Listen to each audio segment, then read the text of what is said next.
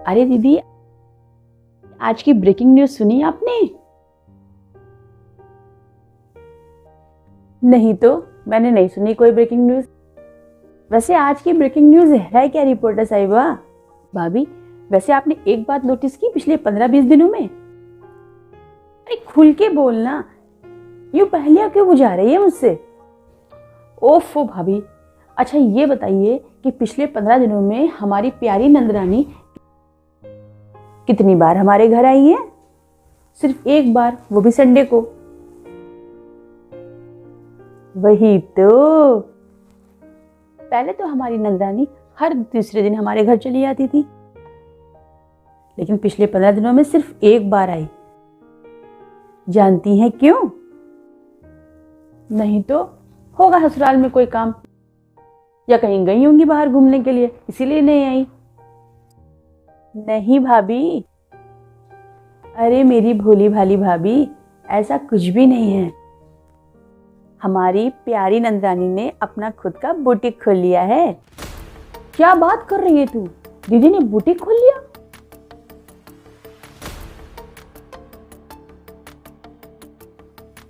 लेकिन ये बात तुझे कैसे पता? मुझे कैसे पता? लो, पता कैसे चलना है, उनकी माँ से पता चला।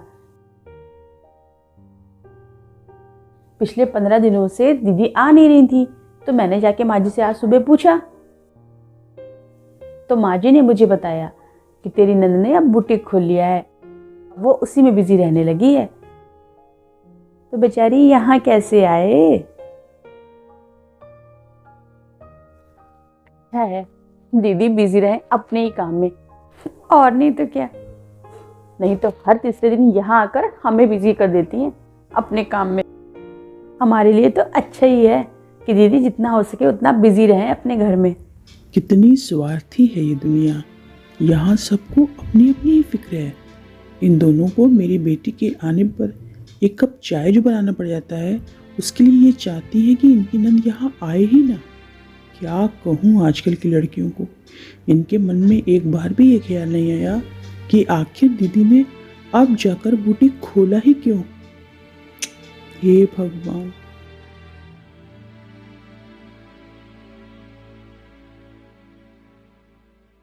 वो तो जब तक मैं हूँ मेरी बेटी यहाँ आ भी सकती है, वरना ये तो उसका आना ही बंद करवा देंगी यहाँ पर। मेरी बेटी के दुख से इन्हें कोई लेना देना ही नहीं है। मत समझ में नहीं आता अब मैं क्या करूं, कहाँ जाऊं, किससे मदद मांगूं। बच्चों की स्कूल की फीस भी नहीं जमा है कई महीनों से। स्कूल वाले रोज फोन करते हैं। बेटा तू घबरा मत, बस धैर्य रख, बहुत जल्दी ही सब कुछ ठीक हो जाएगा। माँ, भैया लोगों से क्यों नहीं बात करती इनकी जॉब के लिए? क्या पता उनके ऑफिस में कोई जॉब हो इनके लायक। नहीं बेटा, मुझे कुछ ठीक नहीं लगता। मेरे दोनों भाइयों से दामाद जी की जॉब के लिए बात करना। देख बेटा, पहले की बातें और थी, लेकिन अब तेरे दोनों भाई शादीशुदा। वो अपनी अपनी बीवियों से ये बात शेयर करेंगे, और फिर तेरी भाभियां आए दिन तुझे दामाद जी की जॉब को लेकर ताना मारेंगी या उठकन देंगी। तुझे बर्दाश्त नहीं होगी उनकी बातें, फिर तू पलट के कुछ बोलेगी, फिर वो पलट के कुछ बोलेंगी। बेकार में ही घर का माहौल खराब हो जाएगा बेटा। बेटा बस तू थोड़ा सा सब्र रख और हाथ खींच के चल। देख, मैं ऐसा करती हूँ कि अपनी कुछ महीनों की पेंशन तुझे दे देती हूँ, तुझे सहारा हो जाएगा। कम से कम मेरी पेंशन से तू घर का राशन ले आना और बच्चों की स्कूल की फीस जमा कर देना। और तब तक तो दामाद जी कोई ना कोई जॉब की व्यवस्था कर ही लेंगे। और बेटा मेरी एक बात सुन, तू इतनी अच्छी सिलाई करती है, तू अपना खुद का एक बुटीक क्यों नहीं खोल लेती है? 4 पैसे भी घर में आएंगे और तुझे किसी के ऊपर डिपेंड भी नहीं होना पड़ेगा। जब तक दामाद जी की जॉब नहीं लगी है, पूरा समय दे अपना बुटीक में। दमाजी की जॉब लग जाएगी, थोड़ा समय देना, लेकिन देना जरूर। अगर तेरी बुटीक से 4 पैसे आने लगे तो इसमें बुरी बात क्या है? मैं तो वैसे भी तुझसे हमेशा कहती थी कि कुछ ना कुछ कमाती रहे, लेकिन तूने ही मेरी एक ना सुनी। और देख, आज वही करने की नौबत आ गई। बेटा, तू खुद इतनी टैलेंटेड है, फिर किसी और के आगे हाथ क्यों फैलाना? तू हाथ सिर्फ एक बार फैलाएगी किसी के आगे, लेकिन वो सारी जिंदगी का आउटकम हो जाएगा तेरे लिए। बेटा, मैं तुझे इसलिए मना कर रही हूँ क्योंकि हम तो सिर्फ एक बार मदद के लिए हाथ बढ़ाते हैं, लेकिन वो हमारे लिए जिंदगी भर का एहसान हो जाता है। इसलिए मैं तो तुझे यही समझाऊंगी बेटा,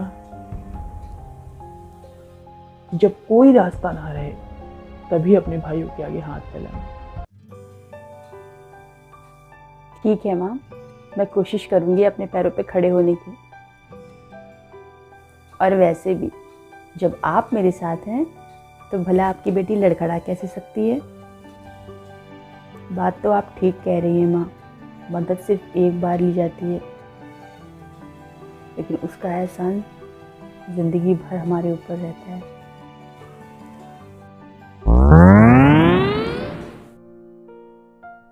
भाभी नमस्ते।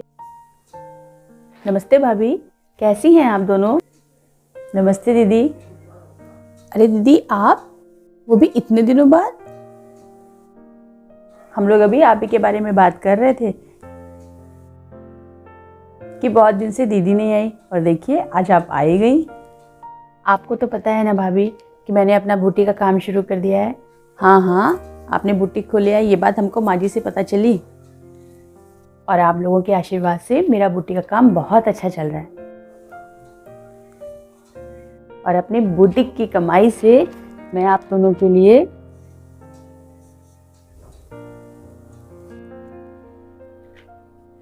ये स्टॉल लेकर के आई हूँ भाभी।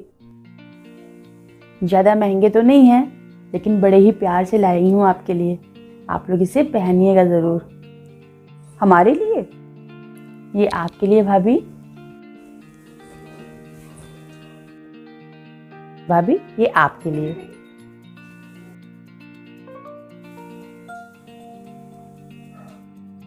कैसे लगे आपको? नहीं दीदी, पसंद है। नहीं दीदी, बहुत अच्छा है। मैं तो बस ये सोच रही थी कि पहले तो आप इस तरह से कभी हम लोगों के लिए कुछ नहीं लाती थी, और आज यूँ अचानक। वो क्या है ना भाभी कि इसके पहले जब भी मैं आप लोगों के लिए कुछ लाती थी ना, तो अपने पति की कमाई से लाती थी, लेकिन अब ये मेरा खुद का बुटीक है, मेरी खुद की मेहनत और मेरी खुद की कमाई। आप दोनों इसे पहनेंगी ना तो मुझे बहुत अच्छा लगेगा भाभी। ज़रूर पहनूंगी दीदी। नहीं दीदी, पसंद है, ज़रूर पहनूंगी मैं। कुछ भाभियों की अपने नंदों के लिए ये गलतफहमियाँ होती हैं कि वे अपने मायके कपड़े, जेवर, रुपए पैसे या प्रॉपर्टी में हिस्सा लेने के लिए आती हैं। सभी नंदी एक जैसी नहीं होती। बहुत सी ऐसी समझदार नंदे हैं जो अपने मायके, अपने माता पिता और भैया भाभी का प्यार और अपनापन लेने आती हैं। उन्हें इसके अलावा और कुछ भी नहीं चाहिए, क्योंकि उन बेटियों को ये बहुत अच्छे से पता होता है कि माता पिता के बाद अगर उनका मायका है तो उनके भैया और भाभी से ही है। इसीलिए वो नंद भाभी के रिश्ते को बहुत अहमियत देती हैं और पूरे अपनेपन से इस रिश्ते को निभाती हैं।